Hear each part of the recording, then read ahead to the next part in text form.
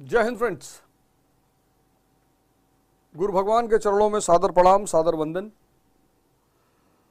सर्वप्रथम तो उन सभी दिवंगत छात्रों को श्रद्धांजलि जिन्होंने राजेंद्र नगर की वर्षा जल दुर्घटना में अपनी जान गंवाई।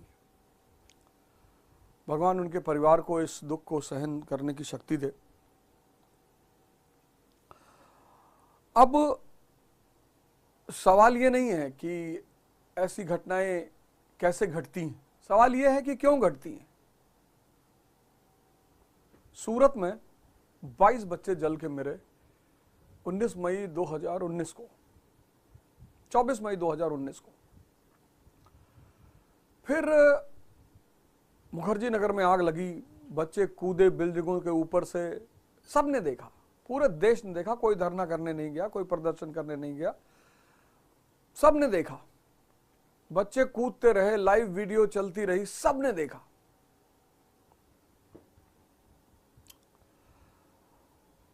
राजकोट में गेमिंग जोन में इतने बच्चे मरे, कोई नहीं आया, कोई आया ही नहीं। इसी क्रम में राजेंद्र नगर में घटना घटती है और बच्चों की मृत्यु होती है। सवाल यह है कि या तो आप कंसर्न्ड अथॉरिटी को घेर कर बोलो कि दोबारा बेसमेंट में कोई आदमी नहीं मिलेगा, सुरक्षा के सारे मानक, और अगली बार अगर ऐसा होता है, सरकार ऐसा लॉ पास करे कि अगली बार अगर ऐसा होता है कि किसी भी संस्थान, किसी भी इंस्टीट्यूट, कोई भी जगह जहां पर ओनर की लापरवाही से किसी को मृत्यु हो रही है, उसकी संस्था, उसकी संपत्ति सील की जाएगी पूरी और उसको आजीवन कारावास दिया जाएगा। इसका विधान बनाया जाए, नहीं तो ये ऐसे चलता रहेगा, ये ऐसे ही चलता रहेगा, कुछ नहीं होगा। मैं बता तो रहा हूं, सीरीज ऑफ इवेंट्स हैं, एक सीरीज में इवेंट है। सरकार ये नियम बनाए, कानून बनाए कि अगर ऐसी कोई घटना घटती है कि बच्चे हैं या किसी भी सामाजिक स्थल पर, सार्वजनिक स्थल पर जहां पर मृत्यु होती है, किसकी लापरवाही से? ओनर की लापरवाही, उसकी सारी संपत्ति सीज कर ली जाएगी। उससे जो कंसर्न्ड अधिकारी होंगे उनकी भी सारी संपत्ति सीज कर ली, मतलब जिसके समय में एनओसी पास हुई होगी उसकी भी सारी संपत्ति सीज कर ली जाएगी और मकान मालिक और कंसर्न्ड अधिकारी जो भी हैं सबको आजीवन कारावास दिया जाएगा। कोई सुनवाई नहीं, कोई कोर्ट नहीं, कोई मुकदमा नहीं, बस इतना ही काफी होगा। तब तो सही बात है, तब तो लड़ाई लड़ी भी जाएगी। अब एक दूसरे के ऊपर कीचड़ उछालने जो लोग आए हैं, कानून की मांग होनी चाहिए, लॉ की मांग होनी चाहिए। ये बेचारे लड़के बच्चे कानून की मांग की, कठोर कानून बनाओ कि ऐसी दुर्घटनाएं ना घटें। मुझे अच्छी तरह याद है, मैं एक संस्था में पढ़ाता था, वहां एक टीचर की बेसमेंट में पढ़ाने से दम घुटने से मौत हो गई। एक टीचर की दम घुटने से मौत हो गई और संस्था ने जिम्मेदारी लेने से मना कर दिया। संस्था ने जिम्मेदारी लेने से मना कर दिया। इस कानून की मांग की जाए, इसकी कि सरकार हमें सुरक्षा की गारंटी दे। ये कानून बनाए कि किसी भी कोचिंग के किसी भी क्लास में 100 बच्चे से ज्यादा नहीं बैठेंगे। मैं तो कितनी बार लड़कों से अपील करता हूं कि क्यों आते हो दिल्ली पढ़ने के लिए।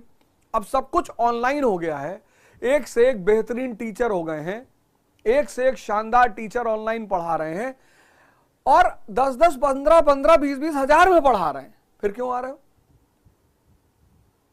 ऑनलाइन पढ़ो, अपने घर में रह के पढ़ो। जितना पैसा यहां फूकते हो उससे अच्छा कहीं बगल के शहर में चले आओ, लाइब्रेरी में जाओ, वहां बैठ के पढ़ो।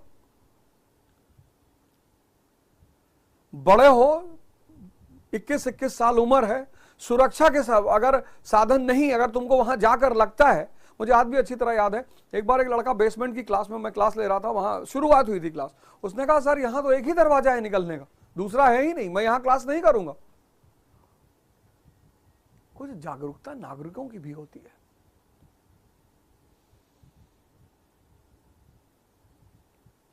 कुछ नागरिक सिविक सेंस जिसको हम बोलते हैं वो भी होती है। तो आप कानून की मांग करिए, कठोर कानून की। किसी कोचिंग में 100 से ज्यादा लड़के ऑफलाइन नहीं बैठेंगे, एक बैच में 100 से ज्यादा लड़के नहीं बैठेंगे। मेरी खुद की कोचिंग है, जो कोचिंग की मानकता अगर पूरी नहीं कर रहा है वो कोचिंग नहीं चलनी चाहिए। जो भी स्टैंडर्ड नहीं पूरा कर रहा है, सेफ्टी स्टैंडर्ड नहीं पूरा कर रहा है, वहां संस्थान चलना ही नहीं चाहिए।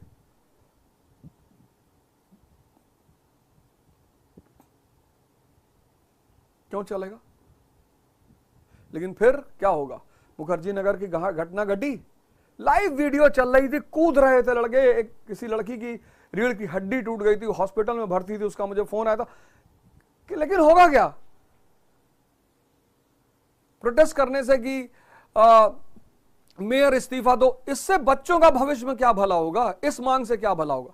4 सूत्रीय मांगे होनी चाहिए एकदम, कि हर संस्था, जो कोई भी सार्वजनिक संस्था है, कोचिंग चला रही, स्कूल चला रही, उसके सेफ्टी स्टैंडर्ड उसे एनओसी देने से पहले चेक किए जाए, और अगर कोई दुर्घटना घटती है तो कोचिंग ओनर और जिस अधिकारी ने एनओसी दिया है उसको आजीवन कारावास, पूरी संपत्ति सील।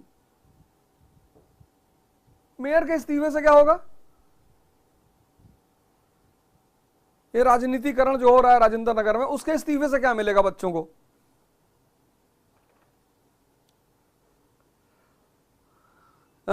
सीमित संख्या में बच्चे क्लास में बैठाए जाए, 100 स्टूडेंट्स बस, इससे ज्यादा नहीं, इससे ज्यादा बच्चे तो बैठाए ही ना जाए, 100 स्टूडेंट्स। जो एप्लीकेशन फॉर्म है, एडमिशन फॉर्म है, उसमें कोचिंग रिस्पॉन्सिबिलिटी ले कि अगर हमारी संस्थान में कोई घटना होती है तो मैं इसका जिम्मेदार माना जाऊंगा, तो मैं इसका जिम्मेदार माना जाऊंगा।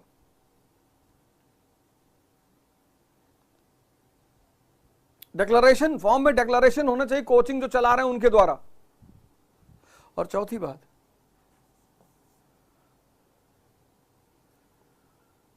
सबसे इंपॉर्टेंट बात है कि एक कानून पारित होना चाहिए। ये है मांग, ये है बच्चों, ये बच्चों की मांग होनी चाहिए। ये नहीं कि मेयर को हटाओ और ऐसा करो वैसा करो, ये मांग होनी चाहिए। जो लोग आंदोलन कर रहे हैं उनको मेयर हटाने से कोई लेना देना नहीं। मेयर हट जाएगा, दूसरा मेयर आ जाएगा, क्या फर्क पड़ जाएगा? फिर आपको कोई वादा दे देगा, कमेटी बैठा देगा, फिर 6 महीने बाद तक कमेटी काम करेगी, फिर वही यथावत स्थिति बन जाएगी, फिर वही यथावत स्थिति बन जाएगी। उससे फायदा क्या होगा? ये मांगे अगर की जाए, जो लोग भी आंदोलन कर रहे हैं, अगर ये मांगे की जाए, ये हमारी मांगे हैं, ये अवध ओझा की मांगे हैं नागरिकों और बच्चों की सुरक्षा के लिए। ये 4 मांगे, 4 सूत्रीय कार्यक्रम है। सेफ्टी स्टैंडर्ड पूरी, अगर पूरा नहीं कर रहा है संस्थान और कभी भविष्य में दुर्घटना होती है तो कोचिंग का ओनर या संस्थान का ओनर, स्कूल का ओनर, गेमिंग जोन का ओनर, जो भी ओनर है उसको और जिसने एनओसी दिया उसको आजीवन कारावास और पूरी संपत्ति कुर्क कर ली जाए। और ये 100 स्टूडेंट्स का बैच होना चाहिए, इससे ज्यादा नहीं होना चाहिए, ये तो मैं भी मानता हूं। 100 ये रिस्पॉन्सिबिलिटी और कानून। कोचिंग ओनर रिस्पॉन्सिबिलिटी ले, डिक्लेरेशन ले और कानून बनना चाहिए, तब जाके यह आंदोलन बनेगा। मेयर को हटाओ, ऐसा करो, इससे कुछ नहीं होगा। एक बढ़िया ड्राफ्ट बनाया जाए, क्योंकि लगातार घटनाएं घट रही हैं, उनसे बाहर निकलना होगा, तब जाकर कुछ होगा।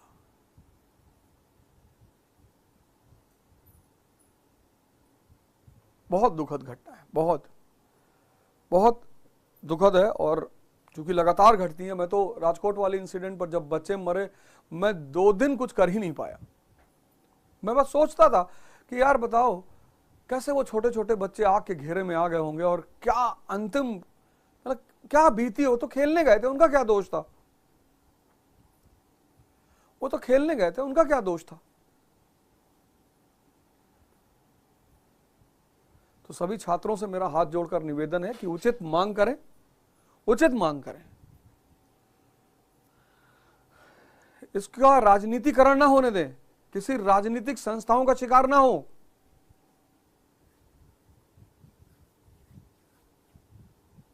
इससे ज्यादा नहीं कहा जा सकता।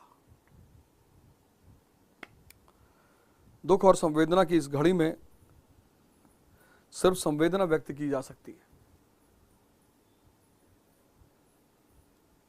हमें बेसमेंट मिल रही थी, 4 लाख रुपए कम में मिल रही थी। जितने की कोचिंग हमने ली है 4 लाख रुपए कम की मिल रही थी।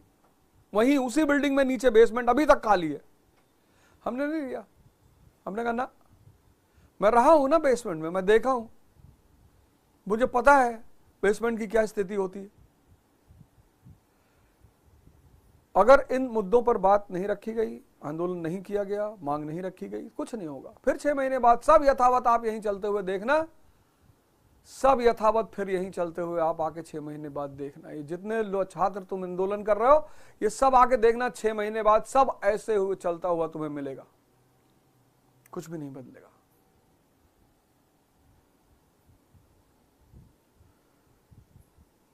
इसलिए इस 4 सूत्रीय मांगों को रखिए। ये जो मैं आपसे कह रहा हूं ना, इन 4 सूत्रीय मांगों को रखिए।